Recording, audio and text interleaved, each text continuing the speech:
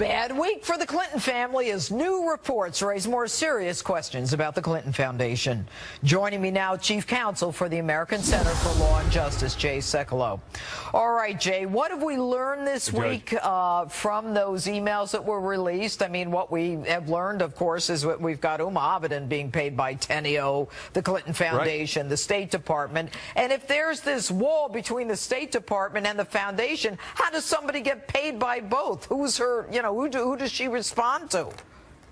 Yeah, so the wall was breached, and it was breached in a couple of contexts. Number one, as you mentioned, you had the situation where Huma Abedin is on the payroll of both the Clinton Foundation and the State Department. Now, that should be deemed a little ironic, if not, of course, in my view, illegal, because the idea that, what is it, the Clinton Foundation is a wholly owned subsidiary of the State Department is a wholly owned subsidiary of the Clinton Foundation? That's not the way it's supposed to work. There's a federal statute involved, 18 U.S.C. 208. You're not supposed to engage in that kind of financial transactions between departments. Then number two, Cheryl Mills, her chief of staff, is interviewing, while she's a State Department employee, going up to interview people for senior positions, not within the Department of State, but rather within the Clinton Foundation. And do you know what they say about that, Jay? They say that that was charity work on her part. Do they really think we're that stupid? Yeah, well, she was a volunteer. Here's the problem. The Secretary of State signed a document when she became secretary. It was actually on her Senate letterhead saying she understands the rules. There'll be no commingling of activities between the Clinton Foundation and the State Department. She breached those. And then with the sharing of employees. Have you ever heard of such a thing? I mean, I was a government lawyer. You were in government. I mean, sharing employees? You don't get to do that, especially when you're the State Department head, the Secretary of State. Then number three. You have the pay for play. Basically, you make a large donation, an email comes out saying to Huma Abedin saying, take care of this guy, basically VIP treatment.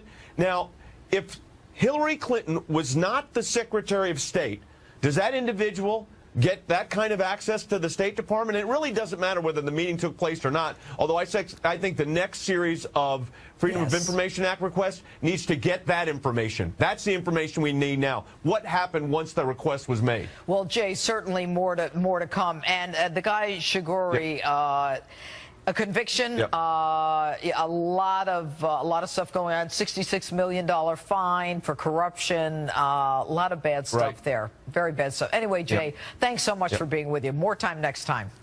Thanks, sir. All right. Quite a week of controversy for both of the candidates. A lot to talk about. We're going to get right to it with my political panel, Republican strategist and Trump campaign senior advisor Boris Epshteyn, and political commentator and Clinton supporter Danielle McLaughlin, who we are welcoming to justice for the first time. Okay, I'll start with you. Not a good week for Donald. He's down 10 points. What is going on? LA Times within 1 point, Bloomberg Reuters within margin of error, no problem at all. Listen, our bad week, quote unquote, was he said that there's political voter fraud. Voter fraud happens. Her bad week is you learn of more emails. You learn the fact that she perjured herself in front of Congress when she said she turned over all her emails. And then you learn about Cheryl Mills' visits to New York, and she's saying those are for charity. We all know, just like you said, we all know better. Also, did she meet with the heads of Walmart and Amazon for charity? That's a lie. They continue to lie to the American people. What I'm saying is, I made all those arguments. It's not helping him. It's hurting her. Well, it's hurting him and helping her. Why? So we have 86 days left to go in this election, right? It's all about making a case to the American people that Donald Trump is better on national security. But he made his case. He was up last month. And polls go. Okay, Dukakis was Danielle, on 17 after the DNC. Hey, LA Times, he had 10 points and now he's up by 1. So Donald Trump can't get out of his own way to fix this campaign. It's about discipline.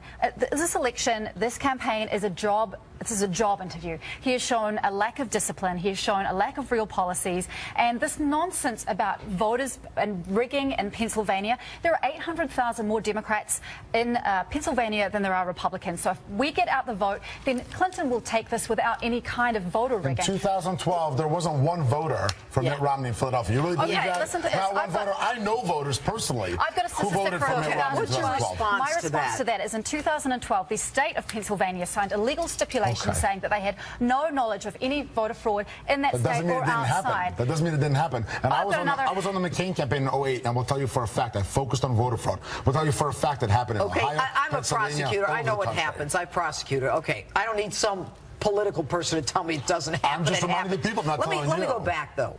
You say that he's running for a job. He is running for a job. And last month he was winning. So what happened?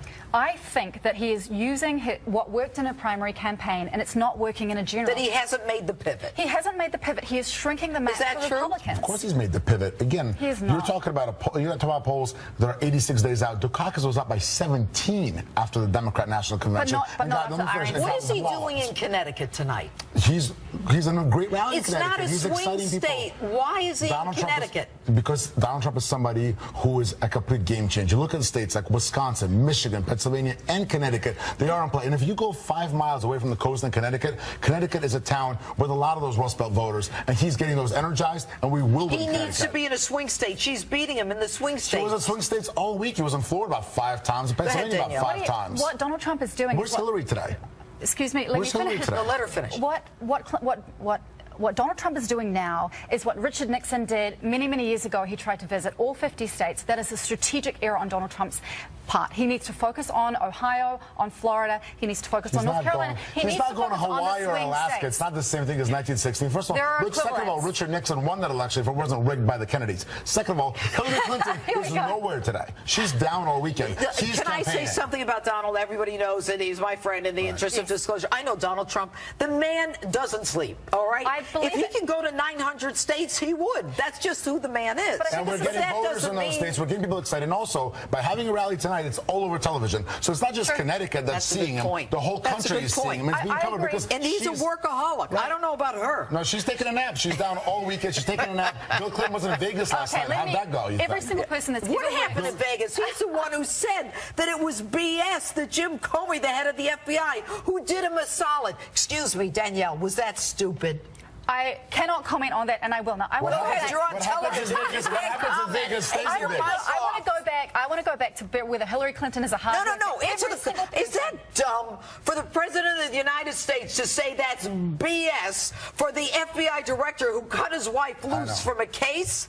She likes Loretta Lynch, but he doesn't like Comey, huh? What I will say is Loretta Lynch and, this whole Clinton, Plain, Arizona, complete mistake. Absolutely mistake. Clinton has made mistakes. I can admit that. And now we know that Loretta Lynch also shut down investigations. 3 FBI offices, field offices, wanted to investigate the foundation. Loretta Lynch shut it down. She can do problem. She could do it. She's been promised that job in the Clinton administration. Hillary promised it on television. Donald Trump is promising his daughter a place on his cabinet. If that's not cronyism, I don't know what So is Bill and Hillary Clinton. Come on. They said Chelsea will take the role of First Lady. That's not the same. That's not the same as the head of the DOJ cutting them a break. It's always good with the panel here.